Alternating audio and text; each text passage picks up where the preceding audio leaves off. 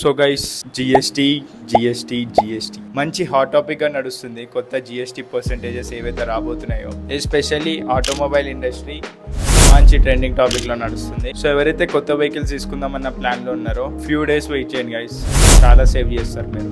మనమైతే ఈ వీడియోలో ఒక 5 పాయింట్స్ చూద్దాం. ఎవరైతే వెహికల్స్ తీసుకుంటున్నారో వాళ్ళకి చాలా యూస్ఫుల్ అవుతుంది. సో వీడియో స్టార్ట్ చేసే ముందు అయితే ఒక్క లైక్ కూడా చేయండి వీడియోకి. సో ఆ మోటివేషన్ తో స్టార్ట్ చేసేయచ్చు. ఇంకా లేట్ చేయకుండా వీడియో టాపిక్ లోకి వెళ్ళిపోదాం.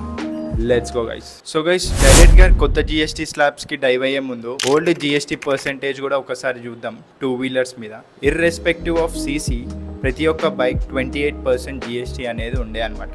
సో ఇక్కడ నోట్ చేసుకోవాల్సిన పాయింట్ ఏంటంటే జిఎస్టీ అనేది ఎక్స్ షోరూమ్ మీద క్యాలిక్యులేట్ చేస్తారు, ఆన్ రోడ్ ప్రైస్ మీద అయితే కాదు.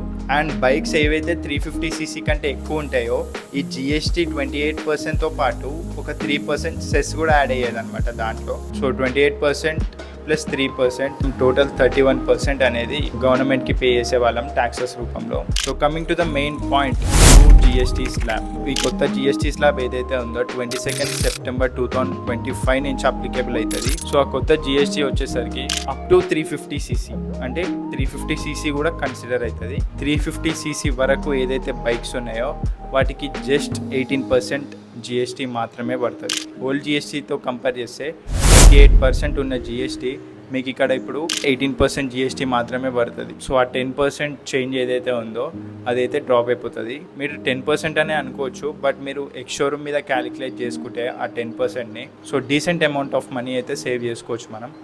అండ్ 350cc కంటే ఎక్కువ ఉన్న బైక్స్ కొంచెం పాకెట్స్ ఖాళీ చేసుకునే టైం వచ్చింది గైస్ మనకి. సో 350cc కంటే ఎక్కువ ఉన్న బైక్స్ ఏవైతే ఉన్నాయో సో స్టాండర్డ్ పర్సెంటేజ్ వచ్చేసరికి 40% పెంచారు గైస్. ఇంకా సెస్ అవి ఏమి ఉండవు. చాలా మంది 40% అనుకుంటున్నారు. ఇన్ రియాలిటీ పెరిగింది అయితే 10% జిఎస్టీ పెరిగింది. సో అది ఎట్లా అంటే ఓల్డ్ జిఎస్టీ రేట్ చూసుకోండి, 28% జిఎస్టీ అండ్ 3% సెస్ అనేది ఉండేది. సో అక్కడ వరకు వచ్చేసరికి 31% ఎట్లానే అవుతుంది. ఇంతకుముందు ఆల్రెడీ 31% ఉంది, ఇప్పుడు 40% అవుతుంది. సో ఆ 9% చేంజ్ ఏదైతే ఉందో అది ఇప్పుడైతే మనకి ఎక్కువ అవుతుంది. నేను కూడా 400cc బైకే యూజ్ చేస్తున్నా కాబట్టి ఆ 31% పే చేయాలంటేనే అది ఇంత పే చేయాలా అనిపించింది. ఇప్పుడు కొత్తగా కొంటున్న వాళ్ళకి కొంచెం మైండ్ ప్రిపేర్ చేసుకోవాల్సిందే, ఏం చేయలేము. And coming to the EV సెక్టార్లో సేవ్ చేసినంత మనం ఎక్కడ సేవ్ చేయలేము. ఫ్యూయల్ సేవ్ అవుతూ ఉంటుంది, మెయింటెనెన్స్ సేవ్ అవుతూ ఉంటుంది, ఆఖరికి జిఎస్టీ కూడా సేవ్ అవుతుంది. పాత జిఎస్టీ స్లాబ్లో 5% ఉంది, ఇప్పుడు కొత్త జిఎస్టీ స్లాబ్లో కూడా 5% ఉందన్నమాట. సో ఎక్కడ ఈవీకి అయితే చేంజెస్ లేవు. అండ్ సెకండ్ మెయిన్ పాయింట్ నేను చెప్పాలనుకుంటుంది ఏంటంటే టైమ్ ఈజ్ ఎవ్రీథింగ్ గైస్. మీరు 350cc బైక్ ఆర్ 350cc కంటే తక్కువ ఉన్న బైక్ ప్లాన్ చేస్తున్నారంటే ఫ్యూ డేస్ అయితే వెయిట్ చేయండి, మీరు డీసెంట్ అమౌంట్ ఆఫ్ మనీ అయితే సేవ్ చేసుకోవచ్చు. అండ్ మీ డ్రీమ్ బైక్ కనుక 350cc కంటే ఎబో ఉంటే బ్రో లేట్ అయిపోతుంది బ్రో, తొందరగా కొనేసుకోబండి, లేకపోతే కొన్ని థౌజండ్స్ ఎక్స్ట్రా పే చేయాల్సి వస్తుంది. So guys, third point, always check on road price, not just ex showroom. So ఈ పాయింట్ ఎందుకు చెప్తున్నా అంటే హై ఎక్స్పెక్టేషన్స్తోనే వెళ్ళకండి. ఆబ్వియస్లీ ప్రైజెస్లో అయితే చేంజ్ ఉంటుంది, కొంచెం అమౌంట్ అయితే మీరు సేవ్ చేస్తారు. బట్ ఎక్స్ షోరూమ్ ప్రైస్కి ఇన్సూరెన్స్ ఉంటుంది, ఆర్టీఓ ఉంటుంది, కొన్ని ఆప్షనల్ ఉంటాయి, కొన్ని ఆప్షనల్ లేని ఉంటాయి. మీరు అక్కడికి వెళ్ళి ఆ బ్రోచర్ చూడంగానే ఏం చేంజ్ ఉంది, ఆల్మోస్ట్ అంతే ఉంది కదా అని అనుకోవచ్చు. సో ఆ హరీలో తీసుకోకండి, మంచిగా కూర్చొని ఆ బ్రోచర్ అంతా చూడండి. ఓల్డ్ జిఎస్టీతో కంపేర్ చేస్తే న్యూ జిఎస్టీతో ఎంత తగ్గింది. ఆన్ రోడ్ ప్రైస్ అయితే ఎందుకు చెక్ చేయమంటున్నా అంటే బిజినెస్ స్ట్రాటజీస్ అనేవి చాలా యూజ్ చేస్తారు. సో జిఎస్టీ తగ్గిందనేసి బైక్ ఎక్స్ షోరూమ్ ప్రైస్ పెంచుకోవచ్చు కదా, అదైతే కంపెనీ చేతిలోనే ఉంది. సో వాళ్ళకి ప్రాఫిట్స్ పెరుగుతాయని ఎక్స్ షోరూమ్ ప్రైస్ అయితే ఇంక్రీజ్ చేసే ఛాన్స్ ఉంది. So guys, coming to the fourth point, focus on value not just CC.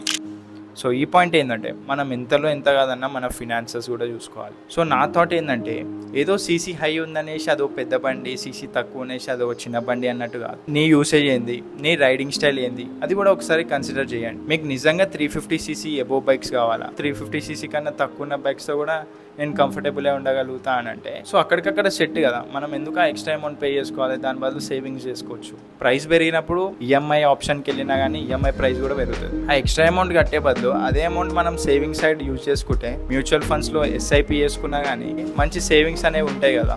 నాకు పెద్ద బైకే కావాలి అనే థాట్ ఉంటే ఒక్కసారి జస్ట్ కూర్చొని ఆలోచించండి. మీకు ఆలోచించిన తర్వాత కూడా నిజంగా నీడ్ ఉందంటే then go for it guys. So fifth point is the last point, finance and dealer adjustment guys. So ఇందాక పాయింట్లో నేను చెప్పినట్టు, సో ప్రైస్ పెరుగుతుందన్నా ప్రైస్ తగ్గుతుందన్నా మనకి ఈఎంఐ పెరిగినట్టే ఆర్ ఈఎంఐ తగ్గినట్టే. సో ఒక్కసారి అయితే క్లియర్ కట్గా ఫైనాన్స్ డిపార్ట్మెంట్ ఏదైతే ఉంటుందో షోరూమ్స్లో ఓల్డ్ జిఎస్టీ రేట్స్తోని న్యూ జిఎస్టీ రేట్స్తోని మీకు ఏం బెనిఫిట్ అయిందో అని క్వశ్చన్స్ అడగండి. సో ఎన్ని క్వశ్చన్స్ అడిగితే అంత క్లారిటీ మీకు వస్తుంది అనేసి నా పాయింట్. అండ్ ఈ పాయింట్లోనే కంపెనీస్ మంచి మంచి బిజినెస్ స్ట్రాటజీస్ యూస్ చేద్దామని ట్రై చేస్తుంటారు. ఎందుకంటే అక్కడికి వెళ్ళిన తర్వాత ఈఎంఐ ఇంత అవుతుంది, ఈఎంఐ అంత అవుతుంది అంటే మనం ఫిక్స్ అయిపోదాం, ఓకే ఈఎంఐ ఇంతే అవుతుందని. బట్ ఇప్పుడైతే ఒకసారి క్వశ్చన్ చేయండి ఓల్డ్ జిఎస్టీతోని న్యూ జిఎస్టీతోని ఎంత చేంజ్ వచ్చింది మనకు అనేసి. సో ఇవైతే ఒక 5 స్మార్ట్ పాయింట్స్. సో ఈ వీడియో వచ్చేసరికి ఎస్పెషల్లీ 2 వీలర్ మీద చేసాము. సో కమెంట్స్లో అయితే మెన్షన్ చేయండి 4 వీలర్స్ గురించి కూడా చేద్దామా ఇట్లాంటి వీడియో అనేసి.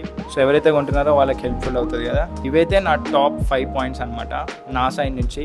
సో మీ సైడ్ నుంచి ఏమైనా ఉన్నా కానీ డెఫినెట్గా కమెంట్స్లో మెన్షన్ చేయండి. సో సబ్స్క్రైబ్ చేయని వాళ్ళు ఎవరైనా ఉంటే డెఫినెట్గా సబ్స్క్రైబ్ కూడా చేసుకోండి. అండ్ నెక్స్ట్ వీడియోలో అయితే కలుద్దాం. Ride safe, ride smart guys. Bye.